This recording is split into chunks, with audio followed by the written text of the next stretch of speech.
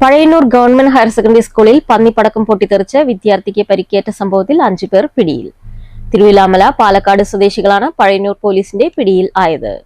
തിരുവില്ലാമല, പാലക്കാട് സ്വദേശികളായ സനീഷ്, മോനു, പ്രകാശൻ, രാജേഷ്, പെരുമാൾ എന്നിവരാണ് പിടിയിലായത്. ഇതിൽ മോനു പാലക്കാട് സ്വദേശിയും മറ്റുള്ളവർ തിരുവില്ലാമല, പഴയന്നൂർ സ്വദേശികളുമാണ്. കഴിഞ്ഞ ദിവസമാണ് സ്കൂൾ വളപ്പിൽ നിന്ന് കിട്ടിയ സെല്ലോ ടാപ്പ് ഒട്ടിച്ച പന്തുപോലുള്ള വസ്തു കുട്ടികൾ തട്ടിക്കളിച്ചത്. ഇതിനിടെ ഇത് പൊട്ടിത്തെറിക്കുകയായിരുന്നു. സ്ഫോടനത്തിൽ ഒരു വിദ്യാർത്ഥിക്ക് നിസ്സാര പരിക്കേറ്റു. കാട്ടുപന്നിവേട്ടയ്ക്ക് വേണ്ടി തയ്യാറാക്കിയ പന്നിപ്പടക്കങ്ങളിൽ ഒന്നാണ് പൊട്ടിത്തെറിച്ചതെന്ന് പോലീസ് പറഞ്ഞു. പ്രതികളുടെ വീടുകളിൽ നിന്ന് പാകം ചെയ്ത പന്നിയിറച്ചിയും പന്നിപ്പടക്കവും പോലീസ് കണ്ടെത്തിയിട്ടുണ്ട്.